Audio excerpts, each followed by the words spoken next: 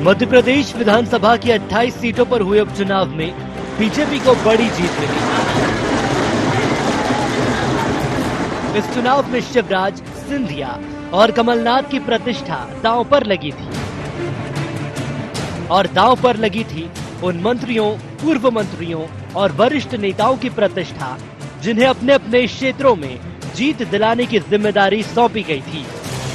कुछ इसमें कामयाब रहे और कुछ असफल।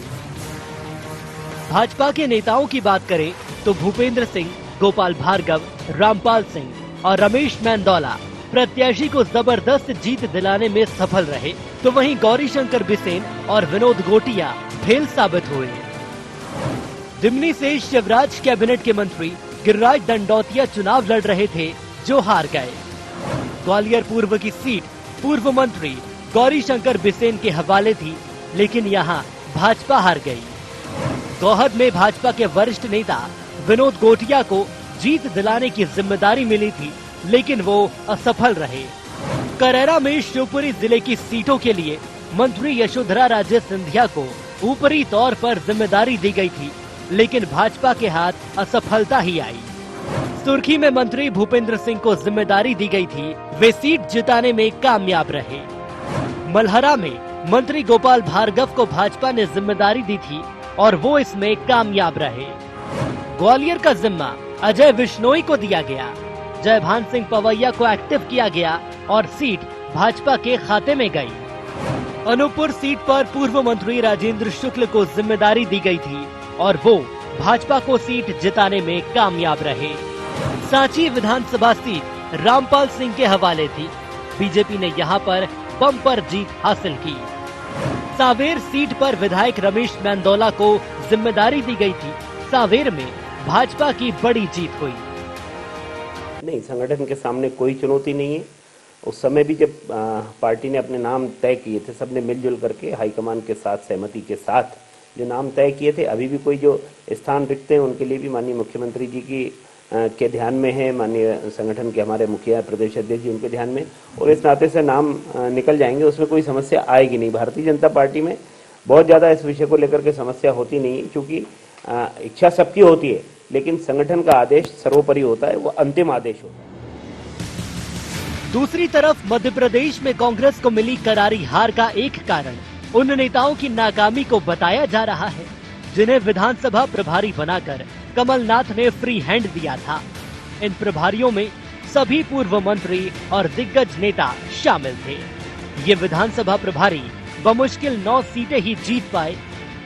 पूर्व नेता प्रतिपक्ष अजय सिंह, पूर्व पीसीसी अध्यक्ष अरुण यादव, पूर्व मंत्री जीतू पटवारी, सज्जन सिंह वर्मा, सुखदेव पांसे, सचिन यादव, लखन घनघौरिया समेत अन्य पूर्व मंत्री अपने हिस्से वाली सीटों को जिताने में असफल रहे।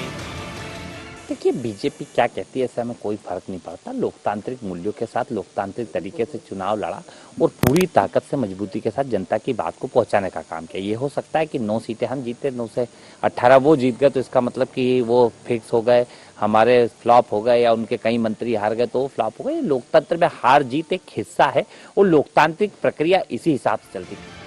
विधानसभा उपचुनाव में कई नेता चमके और कई नेता नाकाम रहे।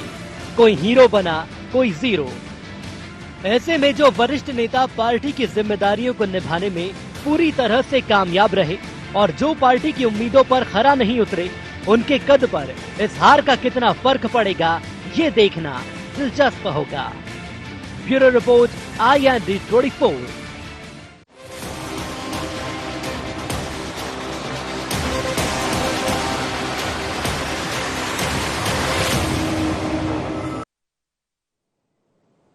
नमस्कार, शार्प एट 7 में आप सबका स्वागत है। मैं हूं आपके साथ मुक्ता पाठक।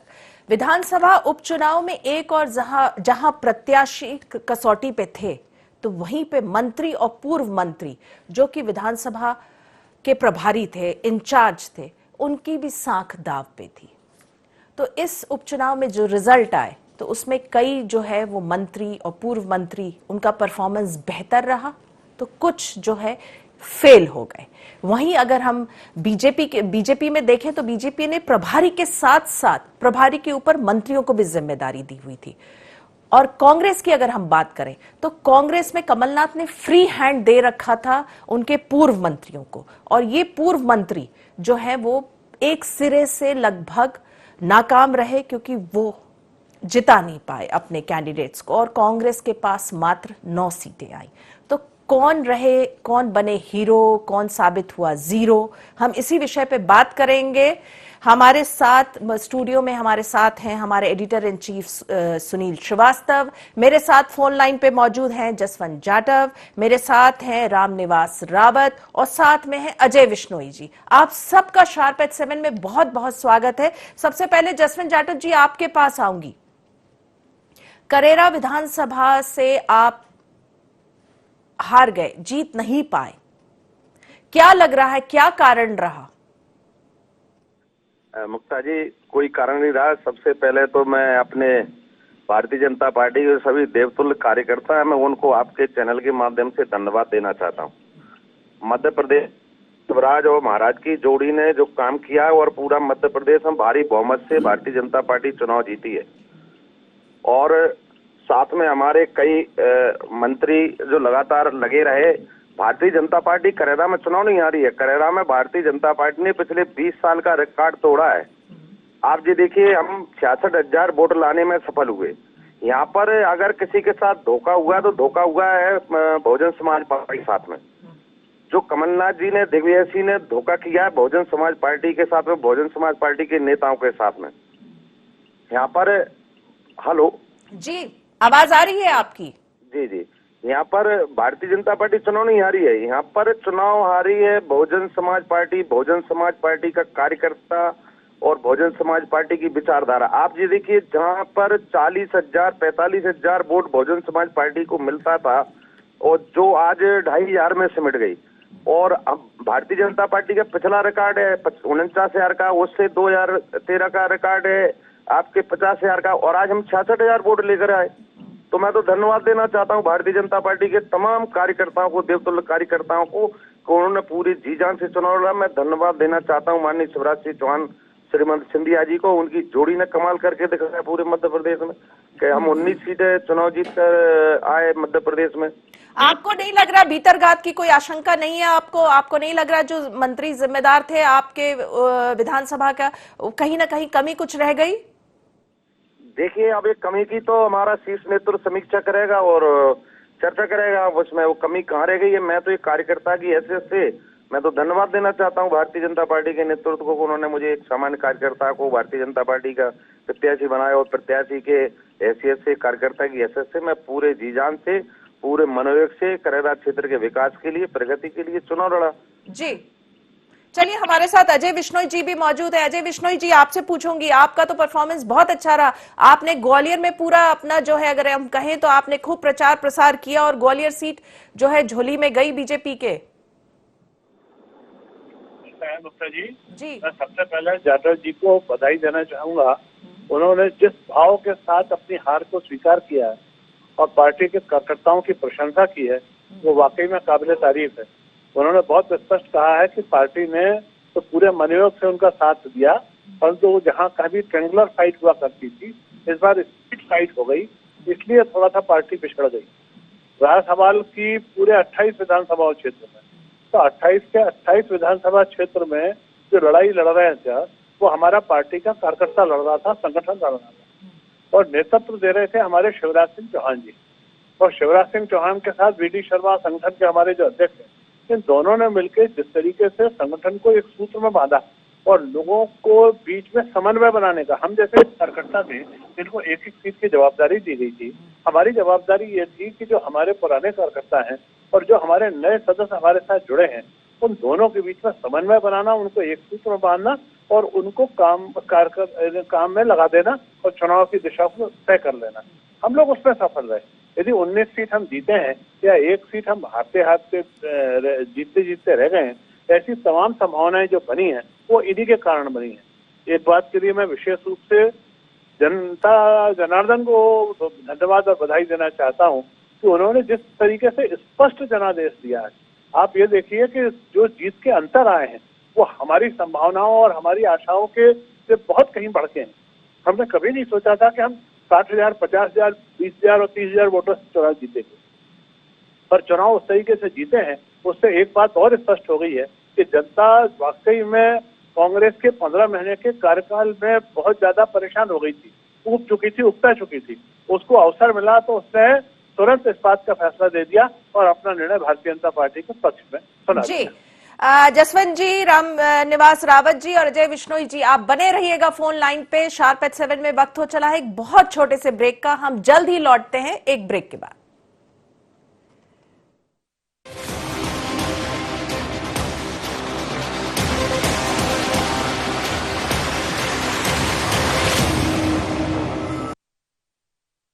बाबा इलायची को जैसे ही चखा तो लगा कि लाइफ के हर टेस्ट में होना चाहिए प्लेजर।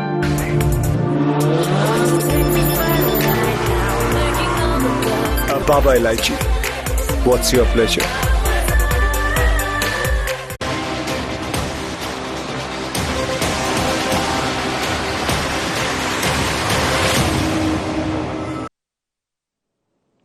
ब्रेक के बाद आप सबका एक बार फिर से स्वागत है। आपके पास आऊंगी निवास रावत जी। देखिए, ग्वालियर चंबल संभाग में आप लोगों ने 16 से कांग्रेस ने 7 सीट ले ली, सिंधिया के गढ़ से आप लोगों ने 7 सीट ले ली, लेकिन आपके जो बड़े बड़े नेता हैं, जिसमें कि पूर्व अध्यक्ष भी हैं, उन लोगों का performance up to the mark नहीं रहा। हम अगर बात करें तो अरुण यादव हैं, अजय सिंह हैं जो कि नेता प्रतिपक्ष रहे हैं, जीतू पटवारी है, सज्जन सिंह वर्मा, सुखदेव पासे, सचिन यादव, इन लोगों का परफॉर्मेंस अच्छा नहीं रहा।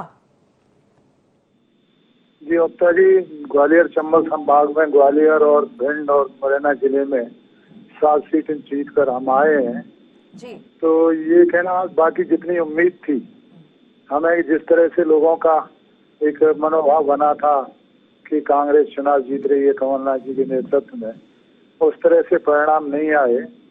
इसका मायना सिर्फ ये कि है कि लोकतंत्र पर लोकतंत्र हावी हो गया है। फिर भी कहीं न कहीं हम संगठन में कमजोर हैं। कमलनाथ जी के नेतृत्व में अच्छा चुनाव लड़ा। 2 कारण प्रमुख, एक कारण प्रमुख रूप से था कि जो ज्यादातर लोग थे, एक सीट को छोड़ दें तो 27 सीटें ऐसी थीं जिनमें कांग्रेस के ही लोग कांग्रेस से बीजेपी में गए थे और चुनाव लड़े थे। तो कांग्रेस के पुराने कार्यकर्ताओं में कहीं न कहीं उनका जुड़ाव तो था ही। तो कुछ लोग तो स्पष्ट रूप से चले गए, कुछ लोगों को उन्होंने मैनेज किया। फिर भी जो नए कांग्रेस के कार्यकर्ता बने, नए संगठन तैयार किया, उन्होंने बहुत अच्छी और दमदारी से चुनाव लड़ा और ग्वालियर चंबल में 7 सीटें 9 सीटों में से 7 सीटें मिली हैं। हमारे मुरैना जिले में अकेले में 3 सीटें मिली हैं, जो बिल्कुल 5 में से 3 सीटें प्राप्त हुई हैं। ग्वालियर में 2 सीटें प्राप्त हुई हैं 3 सीटों में से, और भिंड में 3 सीटों में से 1 सीट मिली। भिंड में 2 सीटों में से 1 मिली है। भाड़ेर भी हमारी कुछ ही अंतर से हारी है। इस तरह से कार्यकर्ताओं ने पूरी लगन और मेहनत से काम किया है।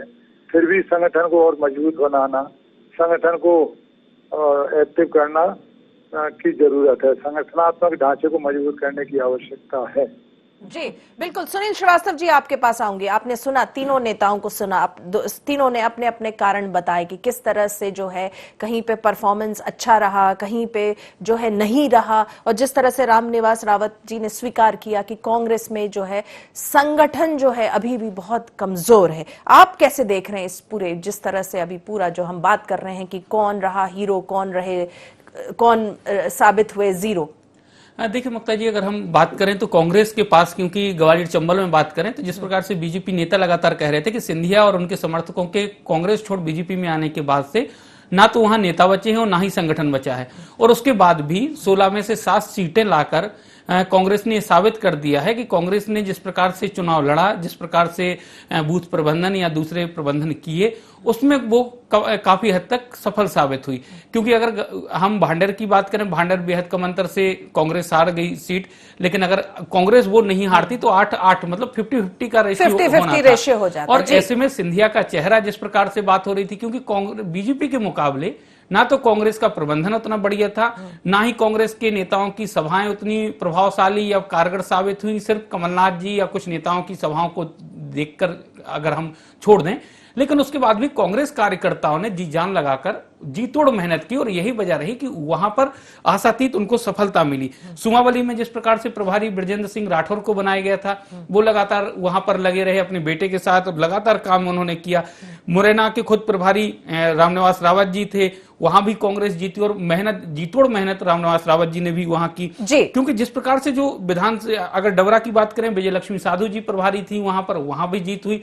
अगर इन लोगों का परफॉर्मेंस के मुकाबले अगर मुक्ता जी बात करें तो जिस प्रकार से अरुण यादव हैं, अजय सिंह हैं, जीतू पटवारी हैं, सज्जन वर्मा, सुखदेव पांसे, ये वो नेता है जिनको सीटों की जवाबदारी दी गई थी, लेकिन उतने प्रभावशाली तरीके से वो या तो मैनेजमेंट में कहीं ना कहीं चूक हुई, या फिर ये मानने की क्योंकि संगठन ही कई लोग, जिस प्रकार से रामनिवास रावत जी ने भी कहा कि कांग्रेस से ही टूट कर गए थे, तो कई उनके प्रभाव में पार्टी छोड़कर चले गए, कई प्रभाव में आ गए, तो उस प्रकार से वोटिंग नहीं हो पाई। लेकिन कांग्रेस ने जिस प्रकार से चुनाव लड़ा, ये वाकई मानना होगा, क्योंकि उमा जी ने भी तारीफ की है कि बहुत बेहतर तरीके से चुनाव लड़ा है।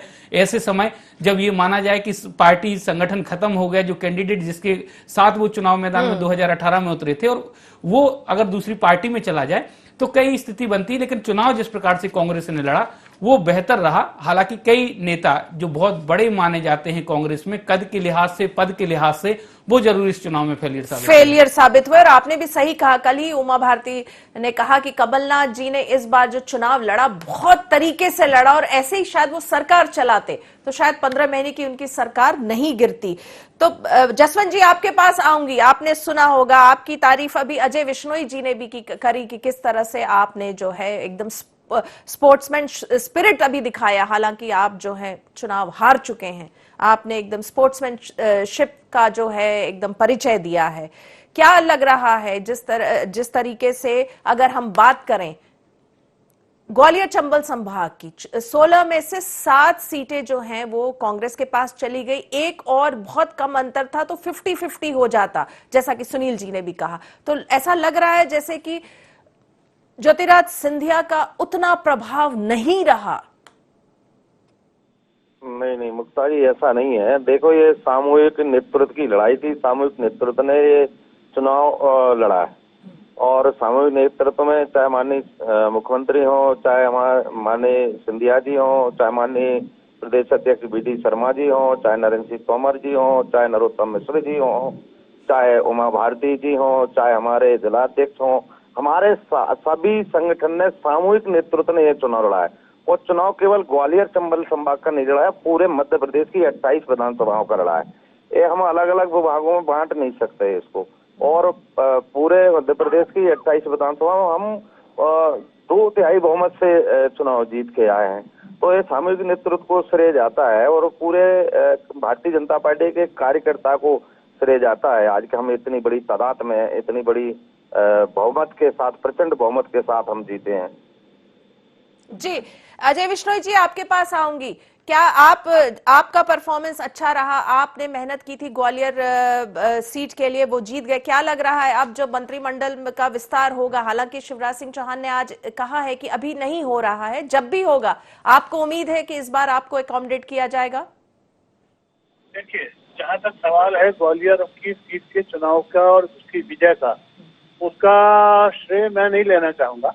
उसका श्रेय वहाँ के कार्यकर्ताओं को है। कार्यकर्ताओं ने जिस तरीके से मेरे को प्यार दिया, जिस तरीके से मेरे को साथ दिया और टीम बना के काम करने में लगे, और बहुत जल्दी समन्वय और सामंजस्य स्थापित हो गया पुराने कार्यकर्ताओं में और नए कार्यकर्ताओं में।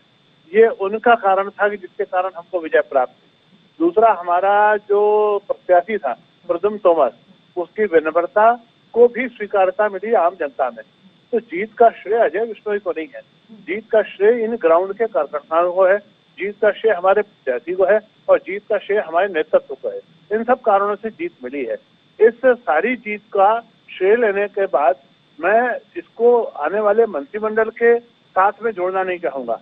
मंत्रिमंडल का जब विस्तार होगा तो वहां पर क्षेत्र की चिंता करते हुए और बैलेंस पूरे प्रदेश में बनाने के लिए अनुभव को देखते हुए फैसले हमारा नेतृत्व करेगा, मुख्यमंत्री जी करेंगे।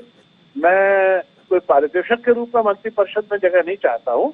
मैं ये जरूर चाहता हूँ कि मेरे अनुभव को देखते हुए और महापुरुषों के जो क्षमता है उसको भरने के दृष्टिकोण से उनको मेरा ध्यान रखना चाहिए। जी बिल्कुल, बहुत सही कहा आपने। रामनिवास रावत जी, अभी जैसे सुनील जी ने जिक्र किया कि कांग्रेस, आप लोगों के पास, आपने भी कहा कि संगठन को मजबूत करने की आवश्यकता है, कार्यकर्ता कम है, नदारत है, उसके बावजूद आप लोगों ने ग्वालियर चंबल संभाग में कांग्रेस ने 7 सीट जीत ली। एक और जो बहुत कम अंतर से अगर आप लोग हारे, अगर जीते तो 50-50 हो जाता। क्या लग रहा है, सिंधिया का प्रभाव नहीं चला ग्वालियर चंबल संभाग में?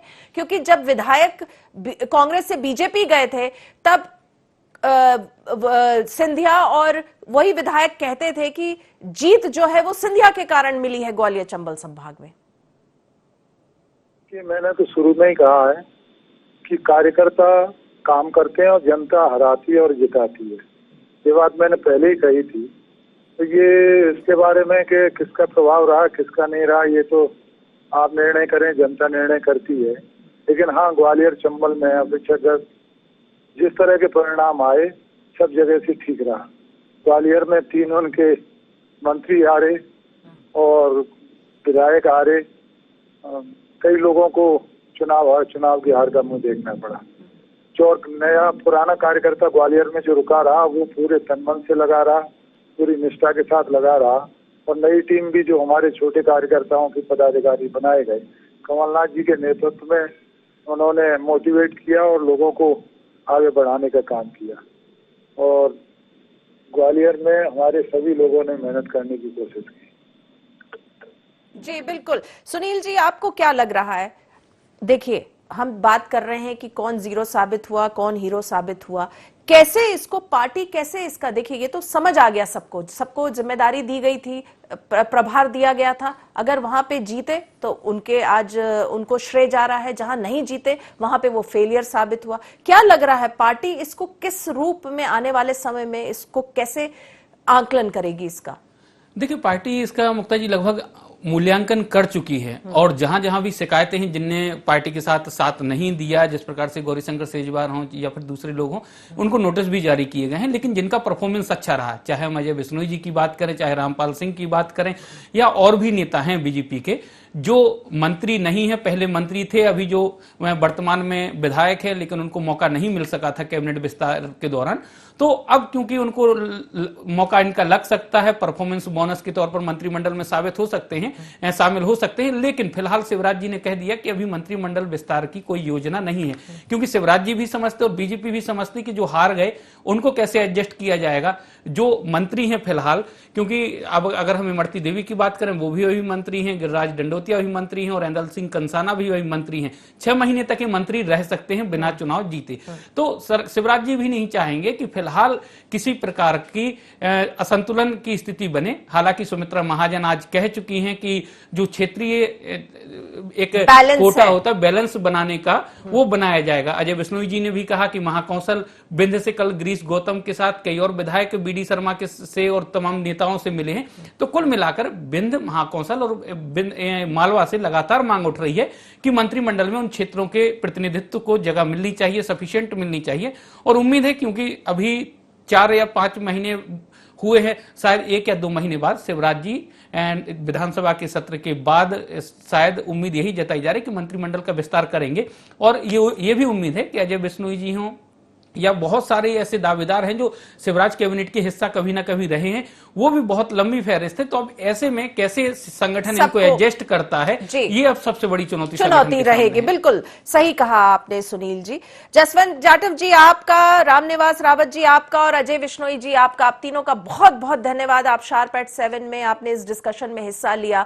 हम बात कर रहे थे कि किस तरह से जो है उपचुनाव हुए और जो प्रभारी थे उसके मंत्री और पूर्व मंत्री, उसमें से कई जो है मंत्री, उन लोगों का परफॉर्मेंस बहुत बेहतर रहा। वो अपनी जो है वो प्रत्याशियों को जिताने में कामयाब रहे और कई जो है वो फिसड्डी साबित हुए क्योंकि वो वहां पे प्रत्याशी नहीं जीते। तो इसका मूल्यांकन तो पार्टी जरूर करेगी, चाहे वो बीजेपी हो या कांग्रेस, और उसको कैसे रिवॉर्ड मिलता है ये आने वाले समय में पता चलेगा। तो फिलहाल शार्प एट 7 में बस इतना ही। आप बने रहिए ING 24 के साथ। नमस्कार।